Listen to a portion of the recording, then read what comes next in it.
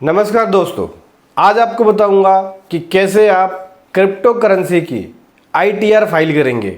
ITR 2 में कैसे आप क्रिप्टो करेंसी की प्रॉफिट एंड लॉस या इनकम को दिखाएंगे। हाँ जी दोस्तों, क्रिप्टो करेंसी को सरकार ने VDA में रखा है, वर्चुअल डिजिटल एसेट, जहां पे 30% टैक्स एप्लीकेबल है। इसका मतलब अगर आप क्रिप्टो करेंसी से प्रॉफिट या लॉस करते हैं तो उस केस में 30% का टैक्स आपको देना पड़ेगा। लॉस में तो कुछ नहीं देना पड़ेगा, लेकिन अगर आप प्रॉफिट कर रहे हो तो 30% का टैक्स एप्लीकेबल हो जाएगा। इसको VDA के शेड्यूल में रिपोर्ट करना होता है ITR के अंदर। तो आज आपको बताऊंगा, अगर आप क्रिप्टो इन्वेस्टर है, क्रिप्टो में ट्रेडिंग करते हैं, तो कैसे आप ITR फाइल करेंगे ताकि आप अपनी क्रिप्टो इनकम को भी सही से डिक्लेयर कर सको, ताकि कोई भी नोटिस के चांसेस ना हो। आज आपको स्टेप बाय स्टेप बताऊंगा कि ITR 2 में क्रिप्टो इनकम के या क्रिप्टो के प्रॉफिट को या लॉस को कैसे दिखाना है ITR में। स्टेप बाय स्टेप समझेंगे। चलिए समझते हैं, आसान भाषा में बिल्कुल बताने वाला हूं मैं आपको। चलिए समझाता हूं। सबसे पहले आपको फाइल पे जाना है, इनकम टैक्स रिटर्न, और फाइल इनकम टैक्स रिटर्न पे जाना है। यहाँ सेलेक्ट करेंगे असेसमेंट ईयर 26-27 और यहाँ सेलेक्ट कर लेंगे ऑनलाइन, कंटिन्यू पे क्लिक करेंगे। उसके बाद स्टार्ट न्यू फाइलिंग पे जाएंगे। अब यहाँ पे 3 स्टेप्स है जो आपको फॉलो करना होता है। पहले में इंडिविजुअल, दूसरे में HUF, तीसरे में अदर्स। सेलेक्ट करना होता है। अगर आप इंडिविजुअल है तो इंडिविजुअल लेंगे, HUF है तो HUF लेंगे, अदर्स है तो अदर्स लेंगे। जैसे मैं यहाँ पे इंडिविजुअल हूँ तो इंडिविजुअल सेलेक्ट कर लिया। अब यहाँ पे ITR फॉर्म सेलेक्ट करना होगा। तो ITR 1, 2 और 4 ऑनलाइन आ चुका है, तो मैं ITR 2 करने वाला हूँ। ITR 2 सेलेक्ट कर लिया। अभी प्रोसीड विद ITR 2 पे करूँगा, ओके करूँगा। देखिए ITR 2 सभी इंडिविजुअल और HUF के लिए है जिसकी इनकम बिजनेस एंड प्रोफेशन से नहीं है। पहले में वैलिडेट, दूसरे में कंफर्म और तीसरे में करना होता है वेरीफाई। लेट्स गेट स्टार्टेड पे क्लिक करेंगे। देखिए ITR फाइलिंग करना एक प्रोफेशनल वर्किंग है और हर किसी को नॉलेज नहीं है प्रॉपर इनकम टैक्स एक्ट की। ऐसे में अगर वो खुद से फाइल करते हैं तो गलतियां भी कर देते हैं, जिसकी वजह से नोटिस आता है। तो आप चाहे तो हमारी ITR फाइलिंग की पेड प्रोफेशनल सर्विसेज ले सकते हैं, जिसका लिंक वीडियो के डिस्क्रिप्शन में मिल जाएगा आपको। वहां से जाके आप हमारी पेड प्रोफेशनल सर्विसेज ले सकते हैं ITR की फाइलिंग के लिए। सो यहाँ से आपको सेलेक्ट करना पड़ेगा इनकम टैक्स रिटर्न फाइलिंग करने के रीजन क्या है, क्यों फाइल कर रहे हो आप रिटर्न। पहला ऑप्शन में taxable income basic residential limit से ज़्यादा है इसलिए फाइल कर रहे हैं। दूसरे ऑप्शन में इनकम टैक्स के सेक्शन 139 सब सेक्शन 1 के 7th प्रोवाइजर को, उसकी कंडीशंस को फुलफिल कर रहे हैं, इस वजह से फाइल कर रहे हैं। कंडीशन कौन कौन सी है? पहली कंडीशन ये है कि आपने ड्यूरिंग द ईयर एक या एक से अधिक करंट अकाउंट में 1 करोड़ से ज़्यादा डिपॉजिट कराया है, उस वजह से कर रहे हैं। या फिर 2 लाख से ज़्यादा फॉरेन ट्रेवल पे खर्चा किया है, उस वजह से कर रहे हैं। या 1 लाख रुपए से ज़्यादा इलेक्ट्रिसिटी बिल पे कंजप्शन किया है, इस वजह से कर रहे हैं। या फिर कोई और अदर रीज़न जो कि सेक्शन 139 सब सेक्शन 1 के 7th प्रोवाइजो में है, या फिर अदर रीज़न की वजह से कर रहे हो। तो जो भी आपका है आप सेलेक्ट कर सकते हो।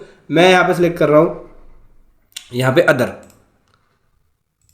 उसके बाद कंटिन्यू कर देंगे। देख सकते हैं ITR 2 के अंदर बहुत सारे शेड्यूल्स होते हैं, जो कि शेड्यूल का सिलेक्शन आपको यहाँ से करना होता है।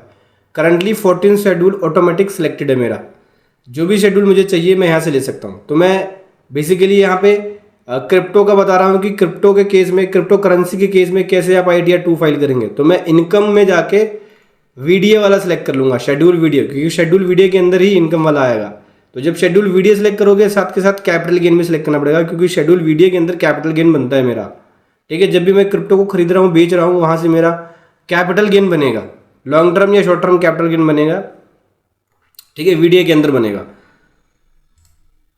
कंटिन्यू कर दिया। उसके बाद कंटिन्यू करके फिर से कंटिन्यू करेंगे। बस कुछ नहीं करना, कंटिन्यू करके शेड्यूल को एक्टिवेट कर लेंगे। देख सकते हैं शेड्यूल एक्टिवेट हो गया। तो पहले में तो है बेसिक इन्फॉर्मेशन, इसको बस देख के कंफर्म करना है आपको। बस फाइलिंग स्टेटस पे जाके फाइलिंग स्टेटस चेक कर लेना। कुछ पूछेगा ये ऑप्शन, जैसे रेजिडेंशियल स्टेटस में रेजिडेंट ले लिया, 182 डेज से ज़्यादा इंडिया के अंदर रहा हूँ मैं, और वेदर एन FPI नहीं, हम कोई FPI नहीं है। उसके अलावा ये ऑप्शन नो हो गए कि कंपनी के अंदर ड्यूरिंग द ईयर डायरेक्टर नहीं थे और ना ही किसी अनलिस्टेड इक्विटी शेयर को हेल्ड कर रखा है। कंफर्म कर देंगे। तो जर्नल इन्फॉर्मेशन तो मेरा ओके हो गया। सैलरी की डिटेल पूछ रहा है, तो मेरी इनकम कोई सैलरी की नहीं है। अगर आपकी सैलरी की होती है इनकम और साथ में क्रिप्टो भी कर रहे हो आप, तो यहाँ पे ऐड पे क्लिक करके यहाँ पे आपको सैलरी की डिटेल देनी पड़ेगी। यहाँ पे कंपनी का नाम, उसका tan number, nature of employer क्या है, प्राइवेट सेक्टर है या गवर्नमेंट सेक्टर है, वो उसका एड्रेस वगैरह ये सब देना पड़ेगा। ठीक है, उसके बाद आपको यहाँ पे ऐड पे क्लिक करके अपनी बेसिक सैलरी दिखानी पड़ेगी, बतानी पड़ेगी कितनी बेसिक सैलरी है। ठीक है, तो मेरा यहाँ पे कुछ भी नहीं है इस तरह का। फिर जो भी होगा आपको यहाँ पे सैलरी इनकम आ जाएगा स्टैंडर्ड डिडक्शन लेस करने के बाद। 75,000 का स्टैंडर्ड डिडक्शन है न्यू इनकम टैक्स एक्ट में, और 12 लाख तक की आप सैलरी दिखा सकते हो टैक्स फ्री, टैक्स नहीं देना पड़ेगा। शेड्यूल सैलरी कंफर्म कर लिया। हाउस प्रॉपर्टी बोल रहा है, हाउस प्रॉपर्टी में अगर आपकी कोई इनकम होती है तो यहाँ भी आप हाउस प्रॉपर्टी पे ऐड वाले बटन पे क्लिक करके हाउस प्रॉपर्टी की डिटेल दे सकते हैं, कितनी आपकी वहाँ से इनकम बनी है, रेंटल इनकम वगैरह कितनी बनी है वो आप दे सकते हो। वो भी नहीं है मेरा यहाँ पे। कैपिटल गेन की बात करें तो कैपिटल गेन में वीडीए वाला है, तो मुझे यहाँ पे वीडीए की डिटेल देनी पड़ेगी, इसलिए कंफर्म करके ओके कर रहा हूँ। पहले शेड्यूल वीडीए पे आ जाऊँगा, ओके करूँगा और ऐड ब्रेकअप पे क्लिक करूँगा। तो मेरे पास एक एक्सेल रिपोर्ट है, इस एक्सेल रिपोर्ट के जरिए मैं यहाँ पे शेड्यूल वीडीए की डिटेल भरने वाला हूँ। ये मेरा सारा लॉन्ग टर्म कैपिटल गेन है। ठीक है, इसके अंदर देख सकते हैं ये सेल वैल्यू है और ये बाई वैल्यू है। सबकी रिपोर्ट अलग अलग आती है। कई बार आप क्रिप्टो में जब आप डील करते हो तो अलग करेंसी के अंदर डील होती है, जैसे यूएसडी के अंदर, तो इंडियन रुपीज़ में रिपोर्ट निकालना बहुत मुश्किल हो जाता है। ऐसे में बहुत सारे प्लेटफॉर्म जो है आपको क्रिप्टो की वीडियो की रिपोर्ट बना के देते हैं। ठीक है, मैं यहाँ पे किसी भी प्लेटफॉर्म का स्पॉन्सर नहीं कर रहा, लेकिन मैं आपको बताता हूँ, जैसे कि CoinDCX हो गया या CoinSwitchCover हो गया, ये सब जो है शेड्यूल वीडियो की रिपोर्ट बना के देते हैं। आप वहाँ से रिपोर्ट लेके आप उस हिसाब से ITR फाइल कर सकते हो। ठीक है, जैसे मेरे पास यहाँ पे एक किसी दूसरे प्लेटफॉर्म से जहाँ पे इस तरह से रिपोर्ट बन के आई है, तो मुझे चाहिए सेल वैल्यू और परचेज वैल्यू और डेट चाहिए उसकी। और यहाँ पे रिपोर्ट करने का जो तरीका होता है वो ट्रांजेक्शन वाइज होता है। ट्रांजेक्शन वाइज हर एक ट्रांजेक्शन का करना पड़ेगा, लेकिन अगर आपका सभी ट्रांजेक्शन का जो रिजल्ट है सेम आ रहा है तो आप कंसोलिडेट वैल्यू भी रिपोर्ट कर सकते हो। जैसे कि मेरा सभी ट्रांजेक्शन का रिजल्ट जो है वो लॉस है, तो मैं यहाँ पे एक कंसोलिडेट लॉस की वैल्यू को रिपोर्ट कर रहा हूँ, जहाँ पे मैं डेट ऑफ ट्रांजेक्शन में मैं लूँगा, यहाँ पे ये लूँगा 1 अप्रैल 25। तो यहाँ पे हम लिख रहे हैं 1/4/2025 ऐसे, और यहाँ पे लिख रहा हूँ 31/3/2026 ऐसे। और कॉस्ट ऑफ एक्विजिशन मतलब परचेज यानी बाई वैल्यू मेरी ये है। ठीक है, 170/77 9.94 कर सकते हो, या फिर इसको 80 कर सकते हैं। इसको 80 कर दिया। उसके बाद कंसिडरेशन यानी सेल वैल्यू ये है 105,949 105,949 ये ले लिया। सेव वाले बटन पे क्लिक किया तो देख सकते हैं मेरा यहाँ जो बेसिकली है वो लॉस है, जिसकी वजह से इनकम वीडीए से 0 बन गई है। अभी कंफर्म पे क्लिक किया। अब कैपिटल गेन में जाओगे आप, ओके करेंगे तो यहाँ पे वीडीए के अंदर मेरी इनकम 0 है, तो वीडीए वाले में भी कुछ दिखाएगा नहीं। देख सकते हैं यहाँ पे कैपिटल एसेट्स वीडीए वाला है जो 30% के रेट के हिसाब से लगता है।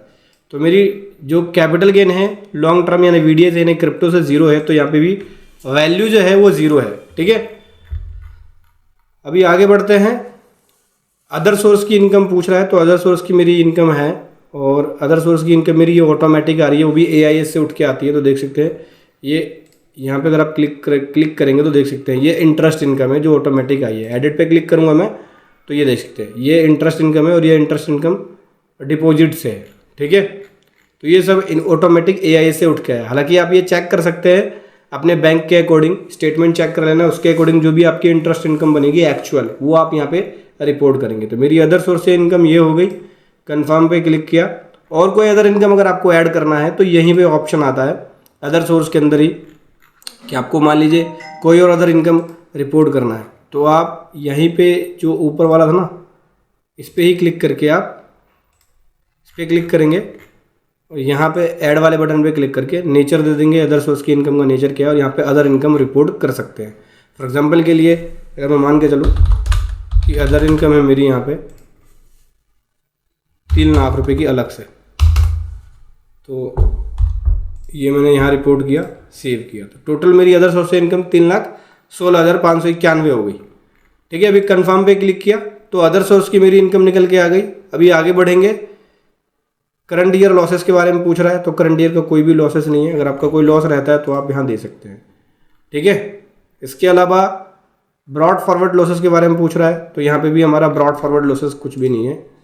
इसके अलावा नीचे बात करें अगला, तो कैरी फॉरवर्ड लॉसेस के बारे में पूछ रहा है, ये भी नहीं है हमारा।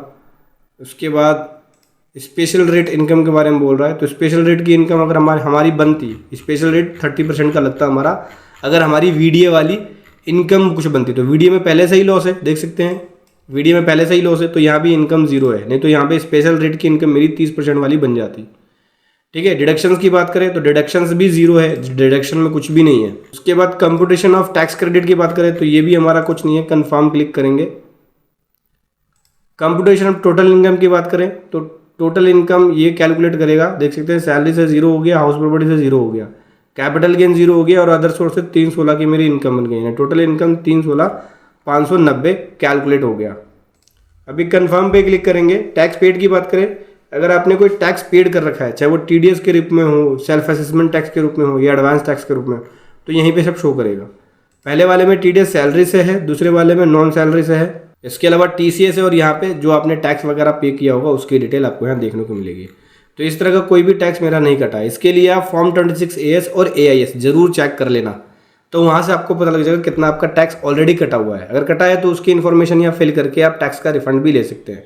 Deferred tax on E shop, ये वाला नहीं है हमारा। इस वाले शेड्यूल को ना मैं बंद कर देता हूँ। यहाँ जाके टैक्स वाले कॉलम में जाएंगे, डेफर्ड टैक्स का जो ऑप्शन है इसको बंद करके शेड्यूल को रीसेट कर देते हैं। एक बार रीसेट कर दिया मैंने और उसके बाद यहाँ पे कंप्यूटेशन टोटल टैक्स लायबिलिटी आ गई। ठीक है, लास्ट शेड्यूल है। तो 316 की जो मेरी इनकम थी उस पर कोई भी टैक्स नहीं बना, देख सकते हैं टैक्स मेरा जीरो है, तो टैक्स बना ही नहीं, तो रिबेट भी जीरो हो गया। अगर कुछ टैक्स बनता तो यहाँ शो कर जाता। अभी प्रोसीड टू वेरिफिकेशन पे जाएंगे।